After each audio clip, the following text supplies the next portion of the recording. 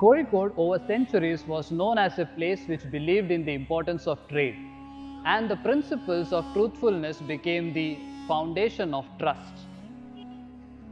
This way of life was achieved due to the presence of the Mappala community who resided in these parts of Kozhikode known as Thekkepuram. The story of people of Kuttichira, as it is known now, is also related to the prosperity of Kozhikode, and 3 mosques in the neighbourhood of Kuttichira have some beautiful stories for us to narrate. You are with me at Kuttichira, and welcome to Hearitage. We are your storytellers.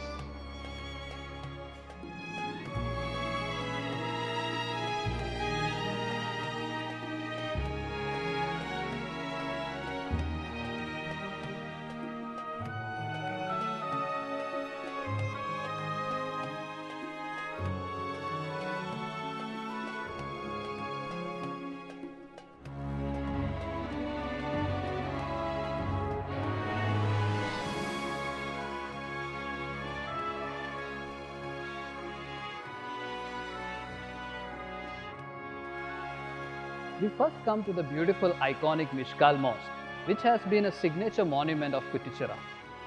Constructed around the 14th century, this at the time would have been the tallest structure along the coast and one that could be viewed from the ships.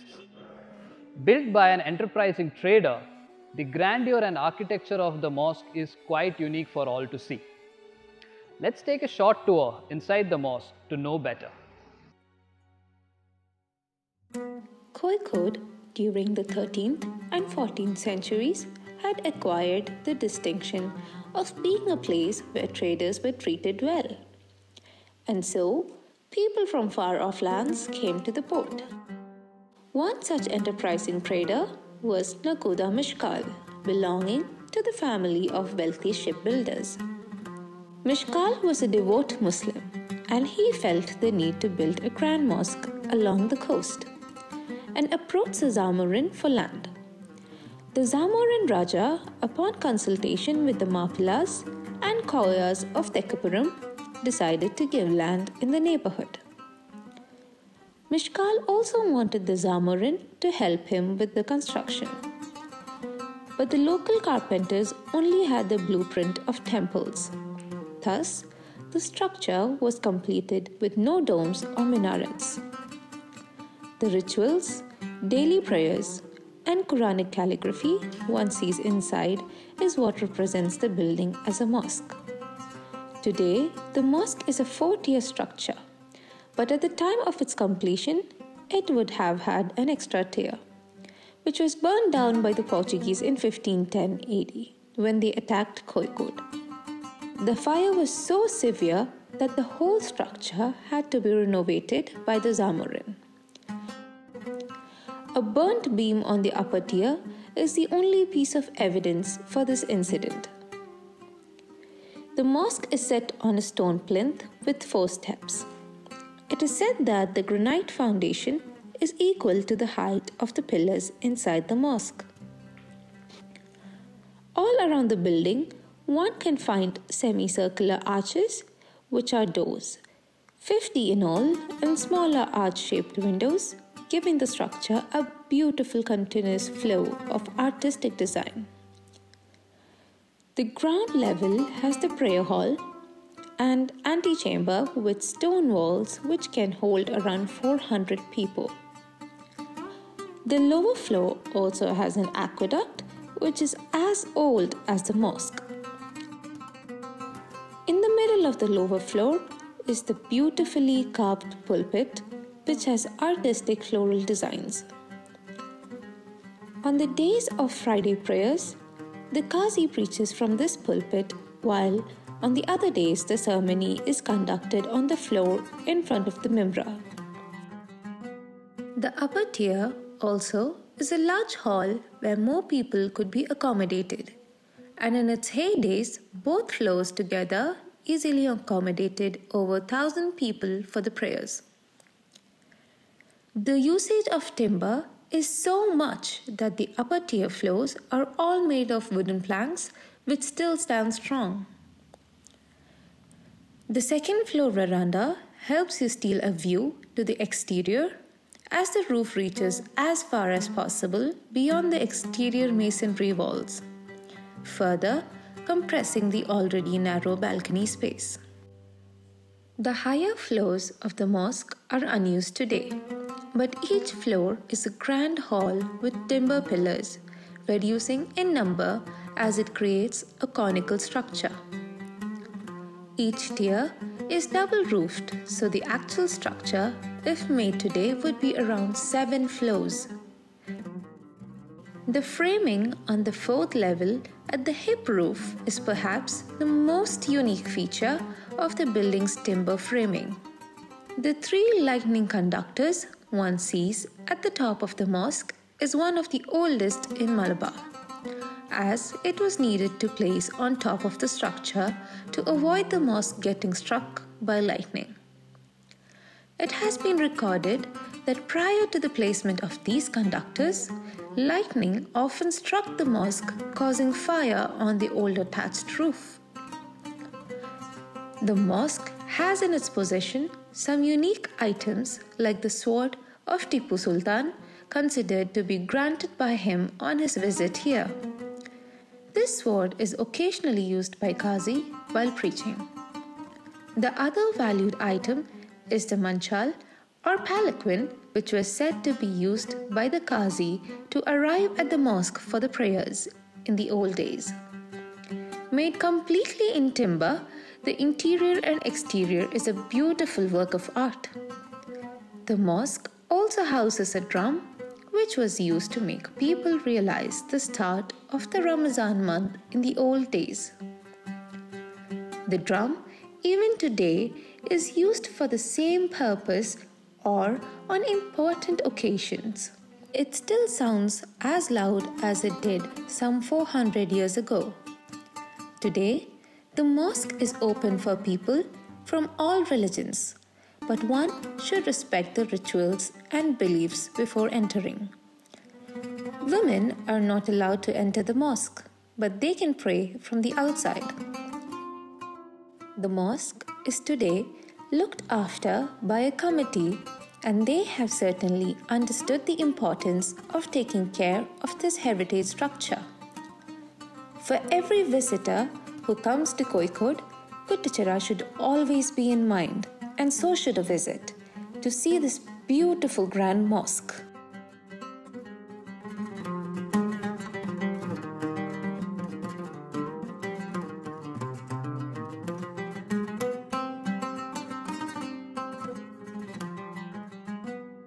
A short walk from the Mishkal Mosque is the beautiful Muchundi Palli.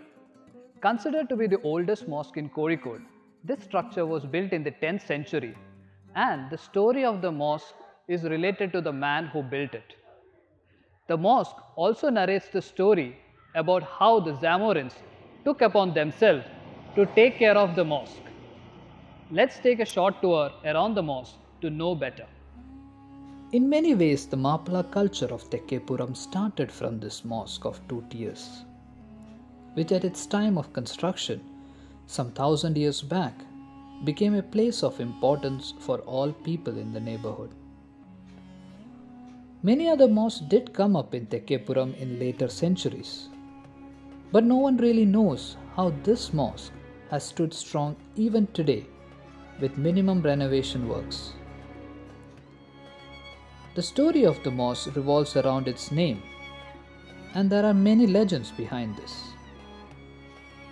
Some historians believe that the name comes from the word Munchundi, which is a junction made of 3 lanes, and the mosque does stand at such a point. The name has another legend, which credits the person who built the mosque. The name of the person was found in a stone tablet, which dates back to the 13th century, as Shadab al-Din Rayyan, whom the locals called Muchian. He was a wealthy trader, and there is a house close to the mosque by the name of Muchintagam, where he once lived. The tablet is also the only evidence which indicates the heritage of this mosque, and is today embedded into the interior wall of the mosque for all to see. The tablet, which is considered to be over 700 years old, was deciphered to a certain extent only in the 19th century. The damaged, worn-out tablet was engraved on a granite slab in both Arabic and the old Malayalam script of Vatteluthu.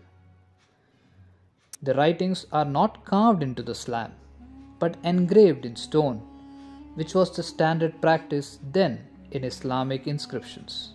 The tablet deciphered describes the assignment of revenues accruing from certain lands for the expenditure of Muchundi Mosque, and details about arrangement with the ruler and the mosque builder to take care of provisions for the mosque upkeep. The entire structure stands on a 2-meter high plinth, the double-tiered roof with a decorated gable, the ceiling with floral woodworks, the pillars with intricate engravings, and the wooden carvings of animals are all reminiscent of temple architecture and speak volumes about the Hindu influence in mosque construction during the 10th century. Inscriptions from the Holy Quran can be seen written all across the front ceiling of the mosque.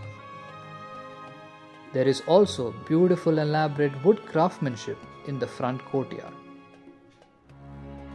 The prayers are conducted only on the ground floor, though there is a second floor which is accessed from stairs inside. The mosque does not conduct the special noon service on Fridays that all Muslims are obliged to attend, which is unique to a mosque, but it does follow other Islamic rituals. The Muchundi Palli today has worn out due to not much upkeep, and we look forward to the committee to take note and work towards renovating this piece of valuable heritage.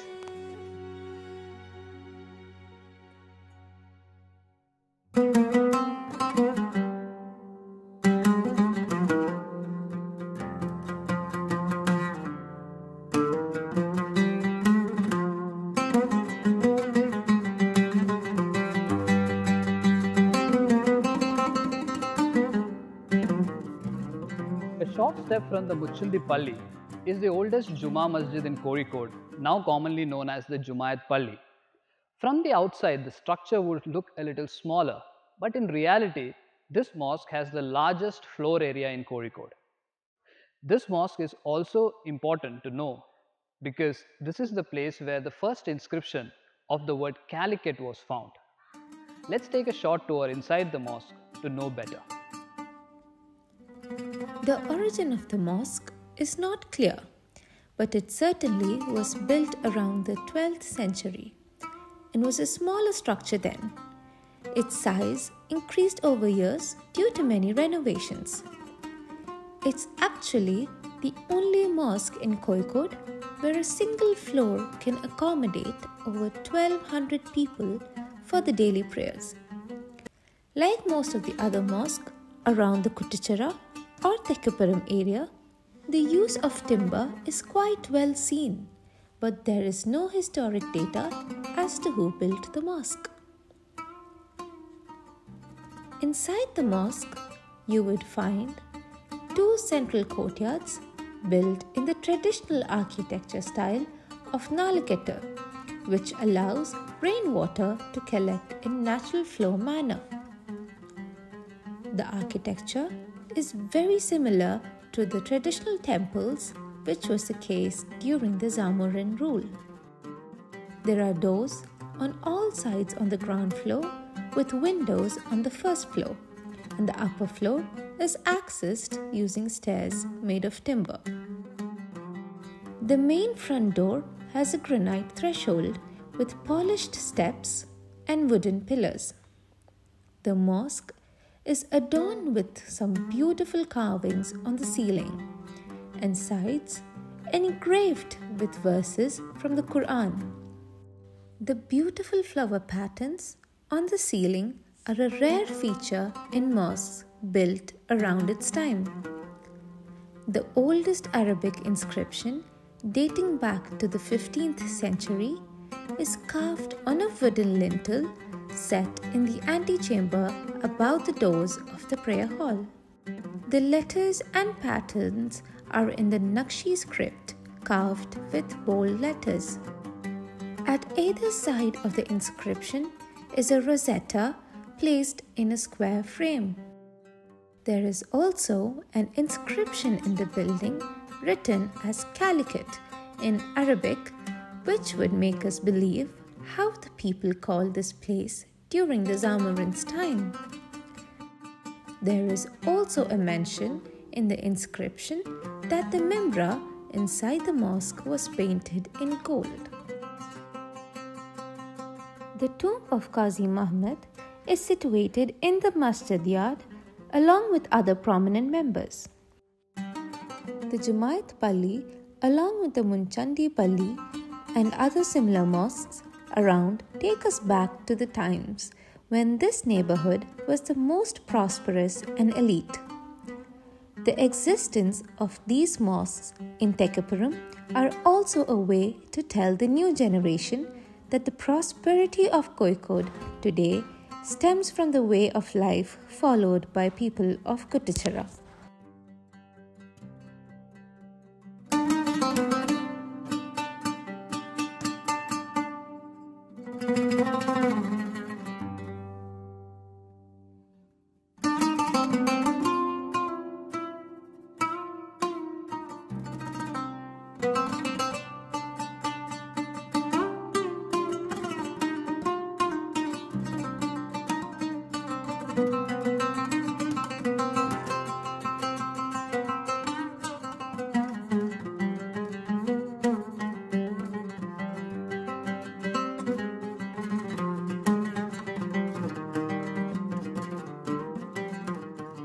The alleys, streets, shops, houses, culture, and people of Kuttichira have hardly changed in these many centuries.